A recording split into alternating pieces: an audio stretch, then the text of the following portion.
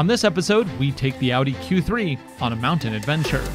It's coming up right now on Driving Sports TV. I'd like to thank you for watching. If you haven't yet, please take a moment to subscribe. Our goal for 2020 is to reach 250,000 subscribers by the end of the year, and we'll definitely need your help to make that possible. Now let's take a look at the latest from Audi. The Audi Q3 is a compact luxury crossover that helped define the segment when it first hit the street in 2012. Now in its second generation, the smallest Audi crossover has significant upgrades to compete directly against its closest rival, the BMW X1. The model we're testing today is the mid-level Premium Plus S-Line trim, with a few extras thrown in. Prices you see it here, $43,890 including destination. All new in 2019 and carried into 2020 unchanged, the new Q3 features a 2-liter turbocharged inline-4 as a standard engine here in the US. This mill puts out a peak 228 horsepower and 258 pound-feet of torque. It's connected to an 8-speed automatic transmission, and it powers all 4 wheels with a Haldex-based all-wheel drive system. Yeah, you can ignore the badge. This system is not the same one found in the more expensive Audis. EPA rates this setup at 27 miles to the gallon on the highway and 19 around town. In Europe, you can get a Q3 with a manual transmission and a diesel engine. Unfortunately, here in the States, neither of those options are available. You can get it as an electric, kind of. They actually call that the e-tron, and we do hope to have a separate review on that later this year. In the back, the Q3 holds up to 23.7 cubic feet of gear with its second row in place. Fold it down for up to 48 cubic feet of stuff. That is sizably smaller than the BMW X1, which boasts up to 58.7 cubic feet. Rival options have either run-flat tires or a fix-a-flat. Under the floor of the Audi is a space-saver spare.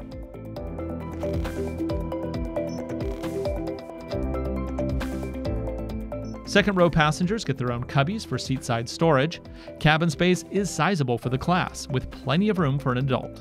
Passengers also get DC and USB sockets, reclining seats, and a fold-down armrest with integrated cup holders. The X1's second row does feel more spacious thanks to a larger panorama sunroof, but both will be fine for even long trips. Interior trims have been Audi's strength for decades, and here they've delivered another stunning design, with a couple caveats.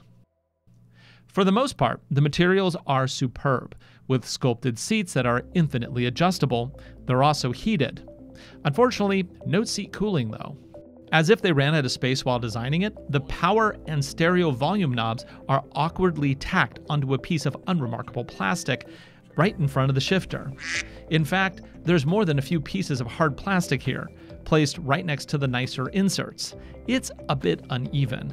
Our test car came with the optional 12.3-inch virtual cockpit screen, which is as beautiful as always.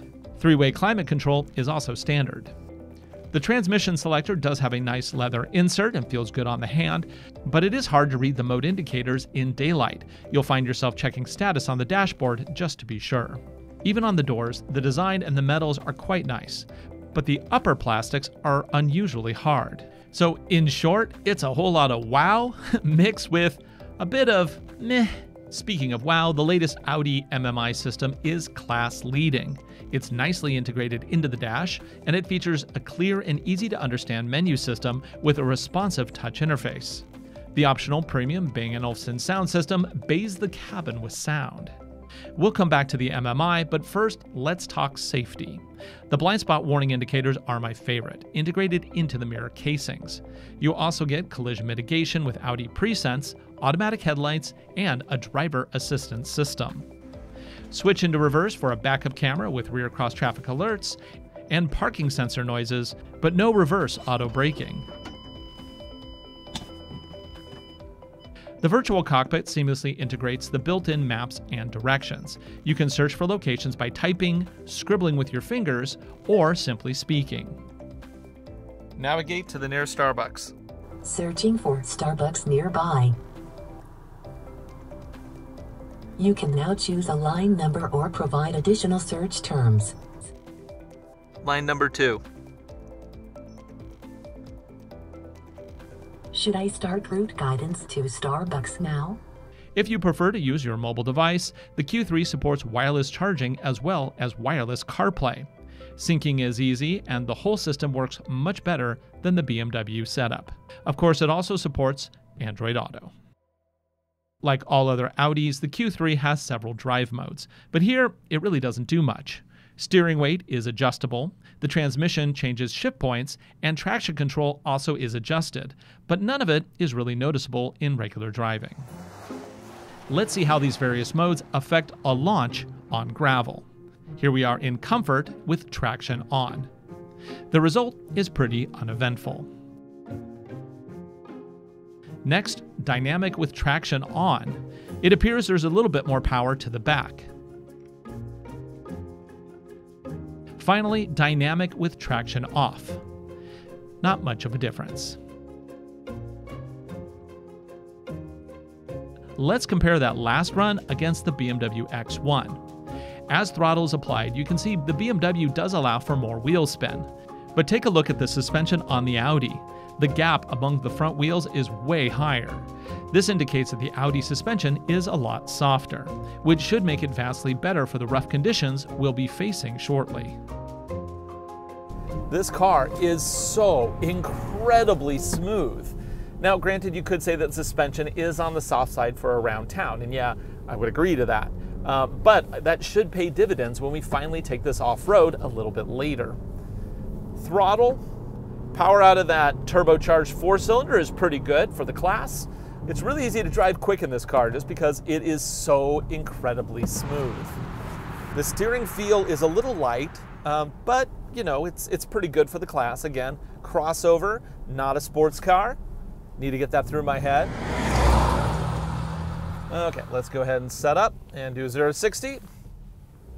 Line up here and complete stop. 3, 2, 1, and go. Acceleration comes on quick. It really picks up after 4,500 RPM, 50 and 60. You know, that's plenty brisk for this class of car. This isn't a car that you need to be able to be like thrust back in your seat with power. But, you know, you want to be able to get up to speed quickly, and as far as that is concerned, this vehicle does great. With other car makers now including lane tracing and adaptive cruise control standard, you'd probably think that Audi would put its best tech foot forward. But you'd be wrong. Yeah, it's just regular cruise control. I hit go here, I set my speed, and it does have lane detection and collision mitigation. Those are both good things. However, it won't pace the vehicle in front of me. If I set my speed too fast, I'll just run into the car in front of me. Also, it'll tap me into the lane, but it does not really auto drive. It doesn't do lane tracing like you would find in a Hyundai or even a Subaru, especially at this price point. That's a little disappointing. A more advanced cruise control system is available on the top trim Prestige model. That adds $3,000 to this already pricey little car. So, is that worth it to you? Well, that's up for you to decide, of course. This is so quiet and so comfortable on the freeway, I could easily drive like across the US in this thing, which you can't always say that about a small crossover. So that's a definite win for the Audi here. Okay, now let's go ahead and pull off and see how well this does when the road gets a little slipperier. And I don't know if we're going to find snow today. We never pre-drive these things because in the Pacific Northwest, the weather conditions and the road conditions can change daily. So I have not pre-driven this road. We're just going to drive up it and see what we can find. Okay, last time I was here, this was covered in ice. Clearly it is not today. It's actually pretty balmy compared to the weather lately. We're looking at 42 degrees. Now I'm just driving it. Let's go ahead and change the drive select to off-road. Now you can get this with 20-inch wheels. I'm glad I didn't because that would make these roads very challenging. Instead we got 19-inch. These are Goodyear all seasons, and they're going to be probably what most people would end up driving on a road like this. This road is getting pretty rugged after it's getting beat up by all the snow. Oh, the tree is gone. Oop. Okay, let's try a little throttle into the corner on the gravel road, see what it does. This is with traction control on. I get a little bit of slip there, but it does kind of clamp down on the fun, which is kind of expected. Okay, now we're heading into the climb. This is just a rough road. Sometimes it's covered in snow, but not today. Looks like we got a lot of branches and trees down just because of the recent storms.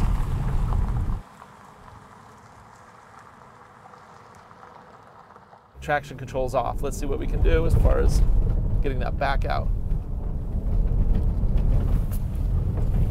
A little pendulum. Kind of, yeah, it does allow for a little rotation there. That's nice. Just a little bit though. They never allow you to really completely deactivate the systems on these modern cars, unless it's a specialty vehicle, of course. Up we go. Yeah, no snow yet.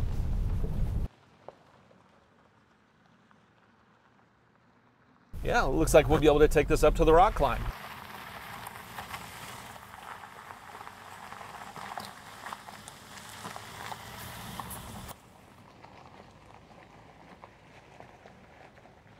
First little leg, this is going to be a little steep. Now, even though these are the smaller 19-inch wheels, we still have to be careful with hitting rocks too briskly. Oh, we're already working that. Now this little Q3 does have 8.3 inches of ground clearance, which is good for the class. Not quite as good as a Subaru Forester, definitely not as bad as even a Tiguan. The Tiguan only had 7.9 inches of ground clearance.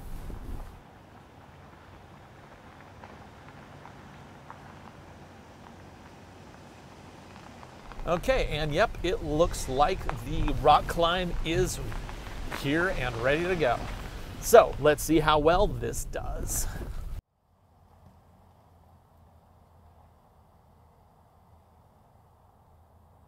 So with the car in regular drive, I'm toggling drive select to off-road. There we go. Actually, I'm really impressed at how slow this vehicle can go. I am crawling legitimately at about 1 to 2 miles per hour. That's step number one for off-roading, is be able to have low speed under control. This is doing good. There is no front camera on this model, so I seem to have the back camera on for no reason, so I'll go ahead and turn that off because it's just distracting. Of course, this vehicle has open differentials in the front and the back. Basically what it does is use wheel braking to help redistribute torque around the system. And yes, that is the layman description of what it's doing. I know it's way more technical than that, but that's what we're going with. Basically, when a wheel spins, we'll be looking on the outside for brakes, applying to that wheel, which then helps torque get redistributed to the opposite one. And that should work both for the front and for the back. Now, earlier versions of Haldex relied on hydraulics. So basically the wheel had to spin a lot to build up pressure to redistribute the power. Now it uses a computer system to predict when that might happen and send it much quicker. Wow, plow right through it. Like it was nothing. Oh, making quick work of it, nicely done. Now we do have to be careful because this only has 8.3 inches of ground clearance, which is not a lot. There's a bit of a bowl here that we have to watch out for. Make sure not to scrape the front.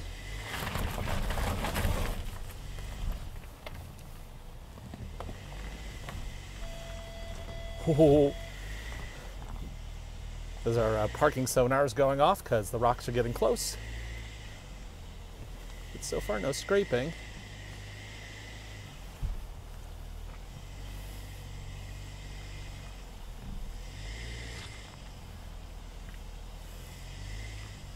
Wow, really good so far. Now the final leg. Here we're going to lift the back rear tire and see how well that power transmits.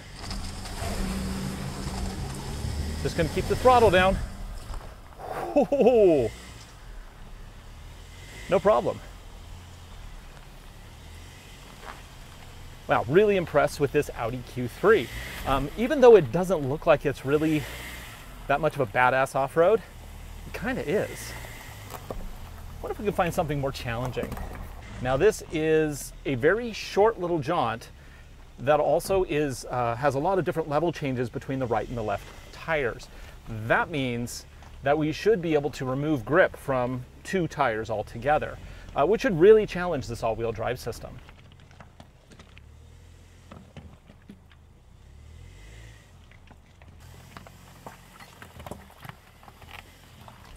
And hopefully no scraping.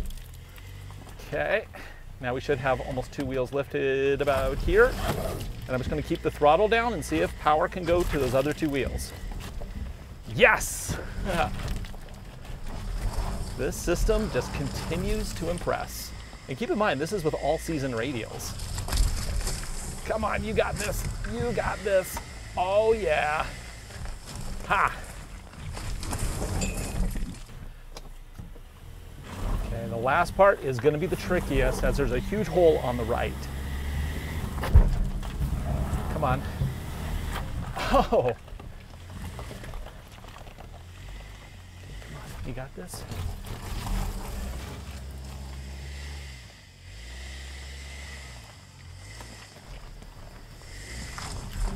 Come on, can you do it? Can you do it? Can you do it? I'm just keeping the power on. Oh, it did it! Nice!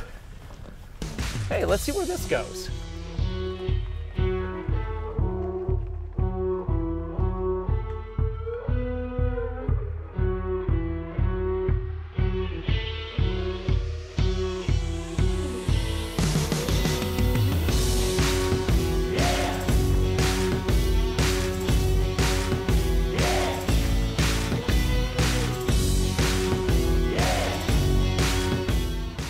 One thing for certain, we are using all 8.3 inches of ground clearance. Now, I could turn off the parking sonars, but I'm leaving them on because they seem to only go off when I get very close to scraping. So it's kind of like a pre-scrape alarm. Doesn't mean I'm necessarily gonna hit, because I haven't hit yet, but it's definitely giving me warning as it gets that super close proximity. I don't know where I'm going. I've never been down this road. Later in the season, this road will be completely overgrown with all the brush growing in from the sides. And manufacturers hate it when they have to have the cars detailed after I've filmed them. So it was kind of a nice surprise that this was, for the first time, not only available to drive up because of undergrowth dying back, but also the snow has melted back. And I am climbing and I am starting to get little spots of snow. What I'm really hoping is that we'll get enough snow to be able to see how the all-wheel drive system really deals with that kind of surface. Okay, looks like the snow is definitely gonna get deeper right here. I just wanna kind of get my toes wet in it. I'm not gonna go extra deep because I don't have any serious extraction gear with me. I do have a shovel and, you know, all the basics just in case. Ooh, it actually looks like it gets very deep very quick. Though we have grip on the sides, I bet I'm gonna start scraping before I even get snow under the tires. Let's see.